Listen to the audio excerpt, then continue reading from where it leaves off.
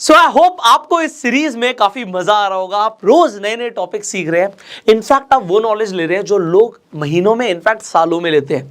एक ही बार में 21 डेज के सीरीज के अंदर आपको वो सारे टॉपिक सीखने को मिल रहे हैं जो आपके लिए हाईली इंपॉर्टेंट है, सिग्निफिकेंट है, आपकी रियल लाइफ में काफी काम आने वाले हैं। एंड आज एक ऐसा टॉपिक है जो हाईली इंपॉर्टेंट है, हम कई बार बात कर चुके हैं, and that is volume analysis.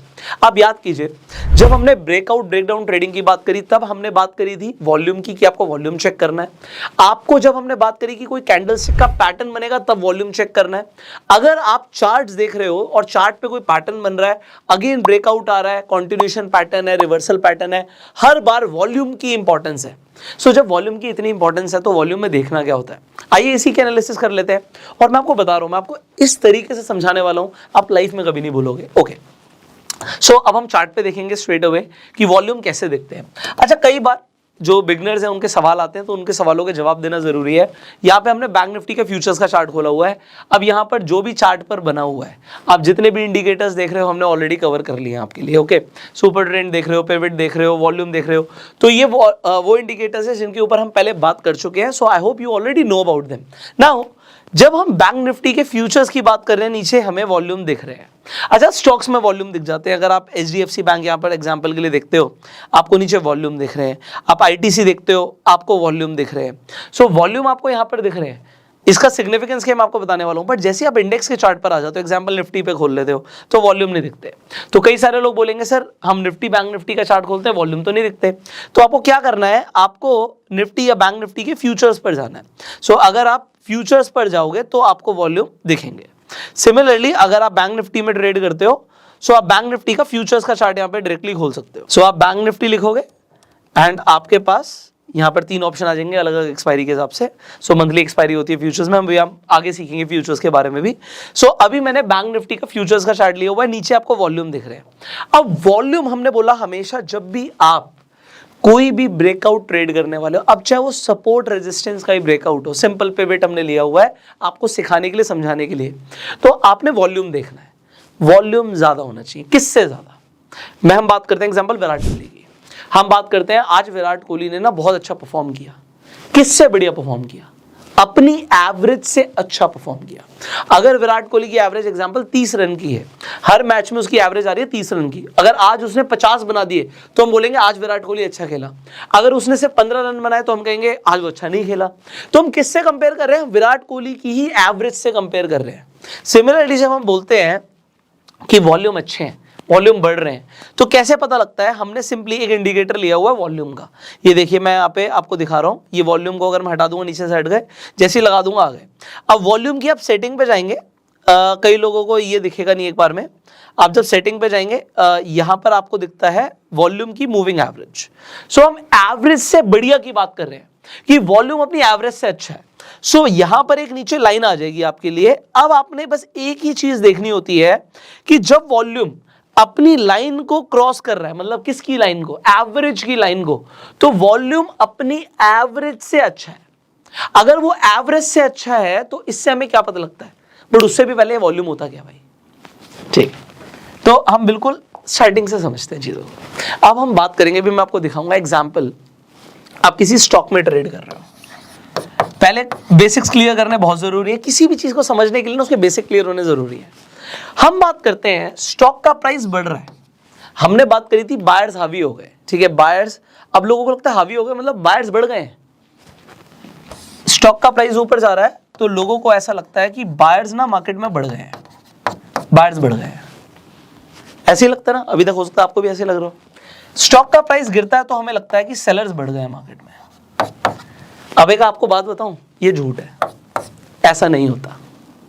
क्योंकि स्टॉक मार्केट है, अगर कोई चीज कोई खरीद रहा है तो कोई ना कोई उसी टाइम पर उसे बेच भी रहा है, कोई ना कोई सेल भी कर रहा है। अगर कोई सेल कर रहा है तो कोई ना कोई उसी टाइम पर उसी स्टॉक को बाय भी कर रहा है। तो बायर्स और सेलर्स मार्केट में एक साथ चल रहे होते हैं। अगर 1 लाख शेयर मार्केट में किसी ने खरीदे तो किसी ने बेचे भी हैं। कि ऐसा हो सकता है एक बड़ा प्लेयर आया, उसके पास 1 लाख शेयर थे, एक ही बंदे के पास, यहाँ पे पर्सन वन है, उससे फर्क नहीं पड़ता हमें ट्रेडेड क्वांटिटी देखनी होती है। सो उसने एक ही बंदे ने आके शेयर बेच दी और हो सकता है 10 लोगों ने 10-10 हजार क्वांटिटी खरीद ली, तो बात बराबर आ गई। यहां पे एक ही बंदे ने बेच दी, उसी टाइम पे खरीदने वाले हैं। अच्छा, शेयर का प्राइस लगातार गिरता जा रहा है, ठीक है, मतलब सेलिंग आ रही है। ऐसा है कि सेलिंग तो आ रही है बट बाय भी साथ साथ ही चल रहा है। जो बेच रहा है उसे कोई ना कोई खरीद भी तो रहा है, तो खरीदता कौन है इसका अब साइकोलॉजी हमें हमेशा समझनी होती है। हो सकता है जो बंदा बेच रहा हो उसे ये दिख रहा है यार मार्केट ना अगले 1 हफ्ते में टूटने वाली है, अगले दिन टूटने वाली है, अगले 5 दिन में टूटने वाली है, तो वो बेच रहा है, उसे डर लग रहा है। बट जो बाय कर रहा है ना, हो सकता है वो वैल्यू इन्वेस्टर हो, वो कहे यार प्राइस ना बड़ा कम हो गया है, मैं तो यार 5 साल के लिए इन्वेस्ट कर रहा हूँ, 2 साल के लिए इन्वेस्ट कर रहा हूँ, 10 साल के लिए इन्वेस्ट कर रहा हूँ। तो इनकी साइकोलॉजी अलग ही है। मार्केट में एक ही टाइम पर सेलर को लग रहा है कि मैंने ठीक किया, मैंने सही टाइम पर बेच दिया, और बायर को ठीक लग रहा है कि मैंने सही प्राइस पर खरीद लिया, दोनों को ही लग रहा है वो सही है, और ये ट्रांजैक्शन साथ में हो रही है और इससे जनरेट होता है वॉल्यूम। सो वॉल्यूम का मतलब ये होता है। अब वॉल्यूम की एनालिसिस का मतलब क्या है? अगर वॉल्यूम बढ़ रहे हैं मतलब बायर्स और सेलर्स उस शेयर में इंटरेस्टेड है, उनका इंटरेस्ट बढ़ गया है। इंटरेस्ट समझना बहुत जरूरी है, समझ रहे हो? एक दुकान पे मिठाई रोज बिकती है, पर एक दिन बहुत सारे लोग आके खरीद रहे हैं, दुकान वाला बेच भी रहा है, तो इंटरेस्ट बढ़ गया।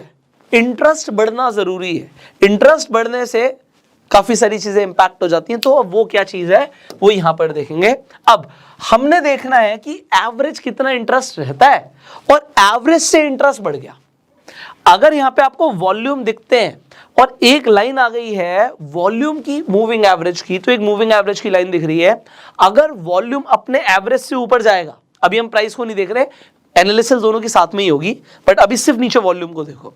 अगर प्राइस अपनी मूविंग एवरेज से ऊपर जाएगा तो हम कहेंगे वॉल्यूम बढ़ गया है, और अगर मूविंग एवरेज से सिग्निफिकेंटली नीचे चल रहा है तो हम कहेंगे वॉल्यूम कम है। अब कम वॉल्यूम पे हमने बोला आपको फेक ब्रेकआउट्स मिलते हैं, और अगर वॉल्यूम अच्छे होते हैं तो आपको राइट ब्रेकआउट्स मिलते हैं। अब हम अभी सिर्फ वॉल्यूम एनालिसिस करेंगे, फिर मैं आपको एक एग्जैक्टली बताऊंगा कि आपको क्या क्या देखना है। अच्छा, जब भी ब्रेकआउट आएगा, अगर एग्जांपल के लिए आप सपोर्ट रेजिस्टेंस ट्रेड कर रहे थे, यहां पर प्राइस एक रेंज में है, तो नीचे देखो वॉल्यूम भी बहुत ज्यादा नहीं है, वॉल्यूम सिग्निफिकेंटली बहुत ज्यादा ऊपर नहीं है, इसलिए प्राइस एक रेंज में ही चल रहा है।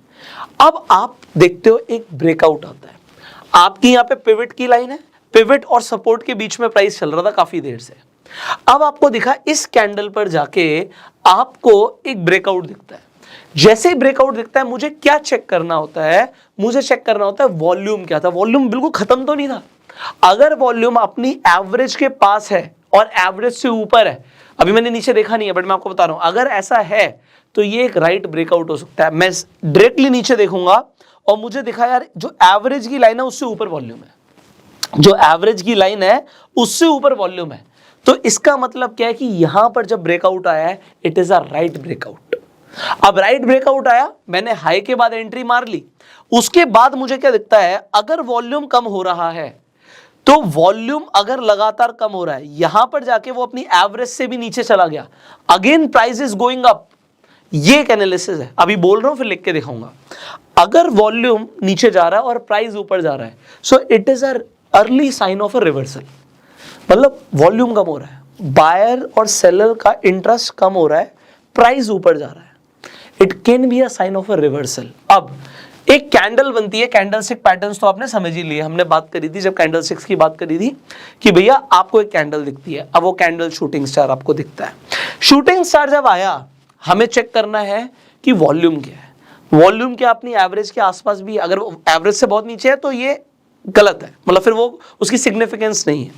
आप देखते हो बिल्कुल अपनी लाइन पर ही है, एवरेज की लाइन पर है, हम नहीं कह रहे बहुत ऊपर है बट एवरेज की लाइन पर है। ओके, अब आपको दिखता है कि एवरेज पे है, जो वॉल्यूम रहता है उतना वॉल्यूम है, मतलब वॉल्यूम था जब आपको एक कैंडलस्टिक फॉर्मेशन दिखा है। उसके बाद आपने नेक्स्ट कैंडल में वेट किया उसके लो के ब्रेक होने का और आपने ट्रेड लिया। अब अगेन वॉल्यूम है नहीं है, जब आपने ट्रेड लिया तब भी वॉल्यूम था, अपनी एवरेज पर था वॉल्यूम। ओके, आपने हाई का, आपने स्टॉप लॉस लेके चले, आपको अगली कैंडल उसके इनफैक्ट अगली कैंडल में, अब मान लेते हैं ये तो हुआ कैंडलस्टिक को ट्रेड करना। अगर आप अभी से ब्रेकआउट ट्रेड कर रहे थे, डिपेंड करता है, अलग अलग लोग अलग अलग चीजें ट्रेड करते हैं। अब आपने देखा उसने अपनी पिवट को भी ब्रेक कर दिया, मान लेते हैं आपने तब एंट्री नहीं ली थी, अब आप एंट्री लेना चाहते हो। जब पिवट लाइन ब्रेक हो रही है या हुई है, तो आप उस टाइम पर क्या चेक करते हो, वॉल्यूम थे, आप कहोगे और वॉल्यूम तो शूट अप है। अगर वॉल्यूम बढ़ रहे हैं और प्राइस नीचे जा रहा है, इट इज अ साइन कि ये स्ट्रॉन्ग बेरिश है। अभी मैं इसको बताऊंगा आपको, चार ही चीजें होंगी वॉल्यूम की एनालिसिस में, तो चारों चीजें मैं आपको बता दूंगा। वॉल्यूम बढ़ रहे हैं, प्राइस नीचे जा रहा है, मतलब प्राइस और नीचे जाएगा। अब नीचे कहां तक जाएगा, सपोर्ट रेजिस्टेंस, सिंपल। अगर उसने पिवट को तोड़ा तो अपने सपोर्ट पे जाएगा, वो सपोर्ट पे गया। सो आपको, अगर आप ट्रेड ले रहे थे तो आपकी कंडीशन मीट हो गई। अगेन वॉल्यूम बढ़ते जा रहे हैं, वॉल्यूम बढ़ रहे हैं, प्राइस लगातार गिर रहा है, मतलब आपको ये भी कंफर्म हो रहा है, इंडिकेटर भी हम यूज कर रहे हैं कंफर्मेशन के लिए कि सुपर ट्रेंड लगातार चल रहा है। सो ट्रेंड में भी पावर है, वॉल्यूम नीचे दिख रहे हैं और प्राइस लगातार नीचे दिख रहा है, स्ट्रॉन्ग बेरिश। स्ट्रॉन्ग बेरिश का मतलब है कि बहुत तेजी से प्राइस नीचे गिर रहा है। अब हमने जो यहां पर देखा, इसकी एनालिसिस क्या बनेगी, इसकी एनालिसिस बड़ी सिंपल सी है। हमारी चार कंडीशंस है, वो चारों कंडीशंस हम समझ लेते हैं। नंबर वन कंडीशन कि भैया जब हमने देखा हमें प्राइस और वॉल्यूम दो चीजें समझ आई हैं। हमने अभी सिर्फ प्राइस और वॉल्यूम को देखा, अब हम ट्रेड क्या कर रहे हैं, हम सपोर्ट रेजिस्टेंस ट्रेड कर रहे हैं या आप कोई पैटर्न ट्रेड कर रहे हो, बहुत सारी चीजें हैं। अगर प्राइस आपको लगातार ऊपर जाता हुआ दिख रहा है और वॉल्यूम भी ऊपर जाता हुआ दिख रहा है, इसका मतलब होता है ये बुलिश है और ये स्ट्रॉन्ग बुलिश है। सिमिलरली आपको ये दिखता है यार, प्राइस नीचे गिर रहा है और वॉल्यूम बढ़ रहा है, मतलब वॉल्यूम है, मतलब पार्टिसिपेशन है, इंटरेस्ट है। इंटरेस्ट है तो जो अभी ट्रेंड बना हुआ है उसमें पावर है। सो जो अगर बेरिश ट्रेंड बना हुआ है तो बेरिश ट्रेंड में पावर है। सो हमारा जो बेरिश ट्रेंड है वो स्ट्रॉन्ग है। अब रिवर्सल के लिए आपको क्या देखना होता है कि अगर प्राइस तो बढ़ रहा है और वॉल्यूम श्रिंक हो रहे हैं, मतलब इंटरेस्ट लूज हो रहा है। इंटरेस्ट लूज हो रहा है, इसका मतलब क्या है, it is a early sign of reversal. यहां से रिवर्सल आने की प्रोबेबिलिटी है। अब जो ट्रेंड है वो स्ट्रॉन्ग नहीं रहा, वो वीक हो गया। मैं ये नहीं कह रहा कि रिवर्सल आ ही जाएगा, हो सकता है वॉल्यूम दोबारा से शूट अप हो जाए, बट साइन है, it is a sign of reversal and it is a weak trend. Similarly अगर प्राइस गिर रहा है और वॉल्यूम श्रिंक हो गया, अब जो होना था इसका मतलब है अब वो हो गया।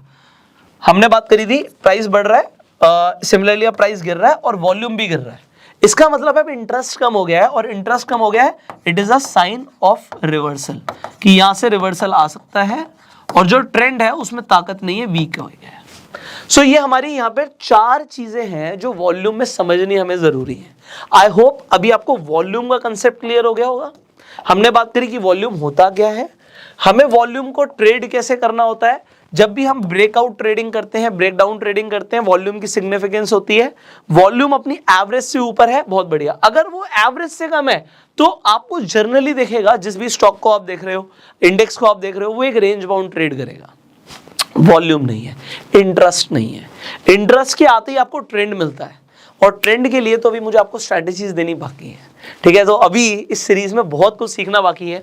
अगर आप सीखना चाहते हैं तो इस चैनल को सब्सक्राइब कर लीजिए, बेल आइकन पे क्लिक कर दीजिए, बिकॉज आपको सब कुछ फ्री में सीखने को मिल रहा है। This is completely a free training course. आप लोगों को बस एक ही चीज़ करनी है, अगर आपको कोई भी हमारी वीडियो अच्छी लगती है, इन्फॉर्मेटिव लगती है, बस शेयर कर दीजिए। सो शेयर दिस वीडियो। अगर आपको अच्छी लगी, अपना प्यार देने के लिए लाइक कर सकते हैं। हमने अपस्टॉक्स का यहाँ पर पूरा अकाउंट खोला हुआ है। सो अगर आपके पास अपस्टॉक्स पे डीमेट अकाउंट नहीं है अभी तक, तो आप डिस्क्रिप्शन और कमेंट बॉक्स में लिंक है, जाके फ्री में अपना डीमेट अकाउंट खुलवा सकते हैं। इनफैक्ट आप अपस्टॉक्स पर रेफर एंड अर्न करके भी पैसे कमा सकते हैं, बहुत सारे लोग ऑलरेडी कमा रहे हैं। So I will see you in the next video. Till that time, you can open your free demat account and go self-made.